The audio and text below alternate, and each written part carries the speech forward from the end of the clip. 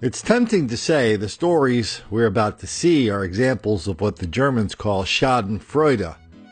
That is when people take joy or pleasure in the misfortune of others. But that's not really what we're about to see here. What we really are about to see are two examples of people who are down with the cause, people whose whole life is devoted to denial, deceit, and delusion about the reality of black criminality and how it's so wildly out of proportion. What we are about to see are what we are about to experience, and you may laugh at this if you like. You may smile at this. You may absolutely find the humor in this, if you like.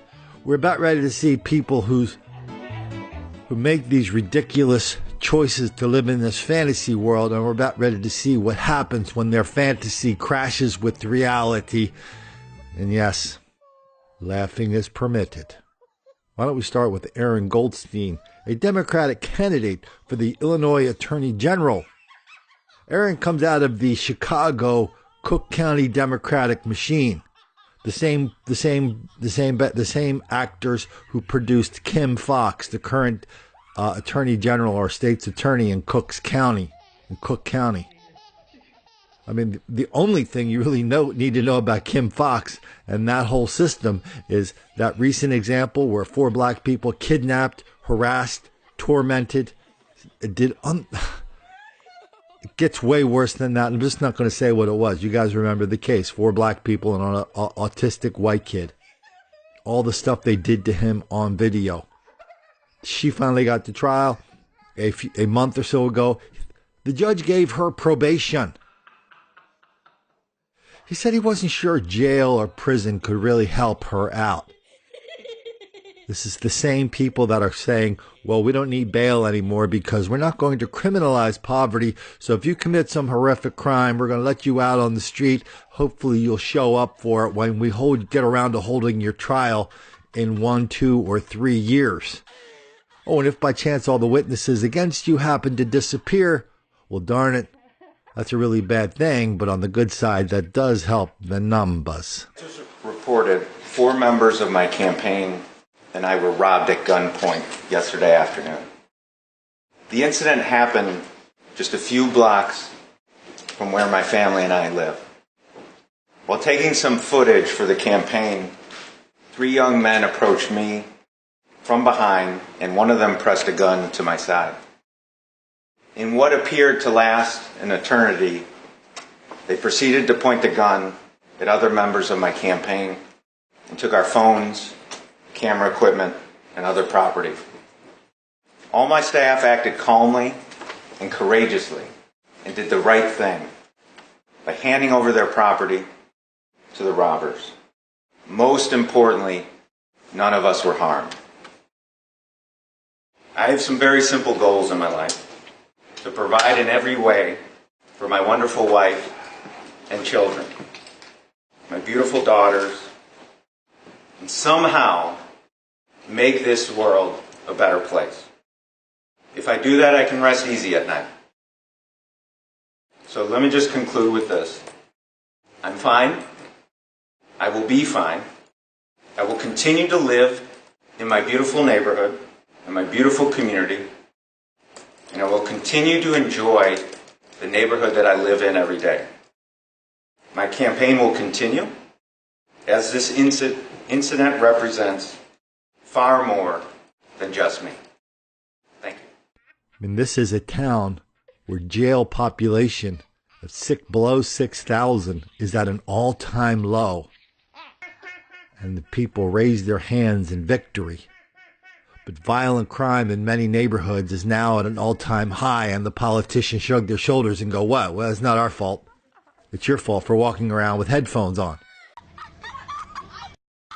So that is the atmosphere this clown came out of when he was doing a photo shoot in order to capture the essence of the neighborhood for his big campaign. Yeah, we captured that essence in ways he could not imagine. Yep, they robbed him. They robbed all the camera crew. They robbed him and they pulled guns on him. It was the fellas. No, he had no intention of telling us it was the fellas. He's okay, don't worry. Oh, he's okay, don't worry. Because, he's not going to let that deter him from making a difference, changing Illinois for the better, creating an even bigger bubble, creating an even bigger world of fantasy where the good guys are not allowed to have guns, but the bad guys have guns. And the good guys aren't allowed to use the guns, but the bad guys have so many guns they cannot help but using them. Slightly different story, but same kind of actors, at least on the part of the perps. TV crew in Cleveland, on the east side of Cleveland. Anybody within 100 miles of Cleveland knows the east side means the black neighborhood of Cleveland, the no-go zone. Well, the people at Channel 19, they thought they could go down there because they're telling the stories of the people of the east side. They're bringing the message from the east side over to the west side and the north side and the south side, telling everybody of the misfortune that black people on the east side who are victims of all this white racism.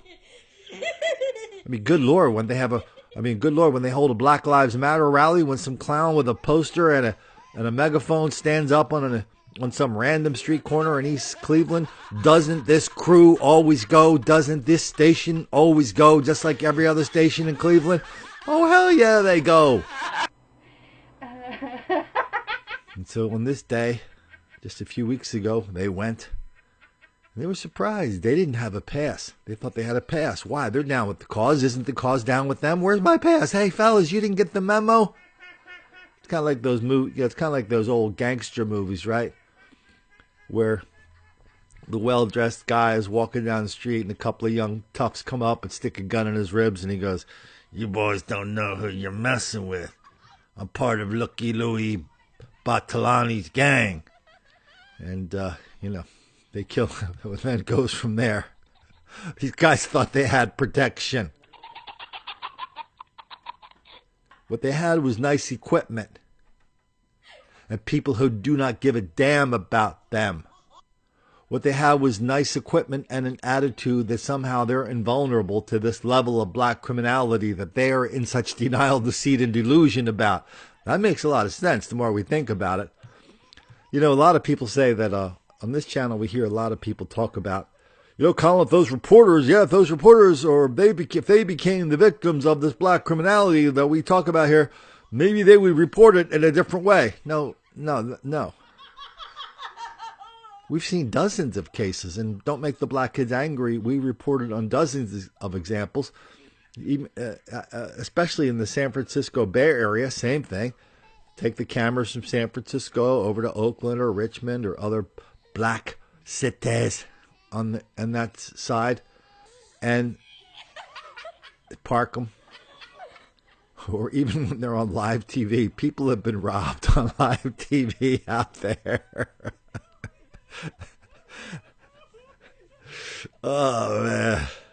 I had somebody explaining to me the other night, just on my back porch while I was smoking a cigar, a kid I grew up with, was explaining to me, "Colin, don't you know he was serious. He doesn't really watch this channel. He has a vague idea what we're doing. His name's John. John was explaining to me, "Colin, we got to give the kids something to do because idle hands are the devil's workshop. And he was serious. We need more basketball courts over there. And it's all about economics, nothing to do with race." Well, that story I was telling you about the people who got robbed on live TV in the San Francisco Bay Area.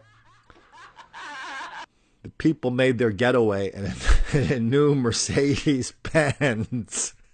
Bunch of fellas pile out of a new Mercedes, steal thousands of dollars worth of camera and audio-visual equipment, and run away. That is economic deprivation that can be cured with a few more basketball courts.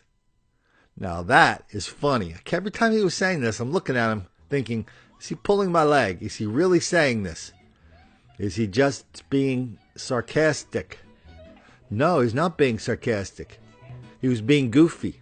Oh, by the way, this is a guy that has a direct experience with criminality in Wilmington. He grew up in the suburbs, thought when he got older he wanted a little bit of taste of that city life. So he moved into what was supposed to be a decent neighborhood of Wilmington, nice condo complex. He's driving around his complex one night looking for a place to park. couple of the fellas stop him, stick a gun in his face, and jack his car. He calls the cops.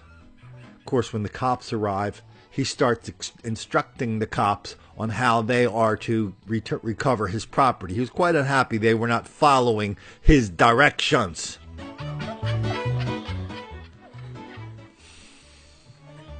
I don't know if they ever got his car back. You know, I think they did. I think they ended up catching the guys. I think he was one of those people that goes into court and said, "Your Honor, we don't need, last thing we need is more of the fellas going to prison, Your Honor. Don't we have some after-school programs we could send these young men to?" I'm serious. I think he was saying stuff like that.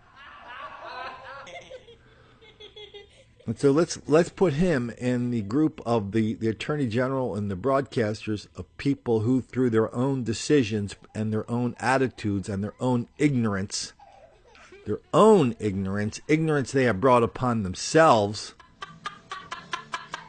through their own ignorance have put themselves in these unbelievably dangerous positions. And when they do that, they turn around, shrug their shoulders and go, "What? Well, I didn't do nothing. I didn't deserve nothing. How was I supposed to know that was coming?" When I was at the candidates forum at the Unitarian Church, that's where this guy goes all the time, this Attorney General, the Unitarian Church. He goes to candidates forums there and he gives speeches there. Nobody told me that black criminality was a problem. No, the Unitarians are the ones that put up signs outside their churches saying Black Lives Matter. They're the ones that publish the signs that say, "Hate not welcome here." Those are the Unitarians. Every single Unitarian in America knows that black people are relentless victims of relentless white racism, because everybody in America who's not Unitarian is a stone racist. And the truth be told, there's lots of racists. If you ask a Unitarian, there's lots of other racists in the Unitarian congregation besides the person that you're asking. That's the way this works. It's pretty much, when you ask people this question, and when you get them to narrow it down, it's pretty much everybody's a racist in the whole damn country except for the person you're asking about. And now they look at us and act surprised when as a result of their own actions, they become victims of the black criminality they are in denial about. Oh yeah, you're allowed to laugh at that. Laugh your butts off. Laugh as loudly as you like, as long as you like. Fair warning, that might make a few black kids angry.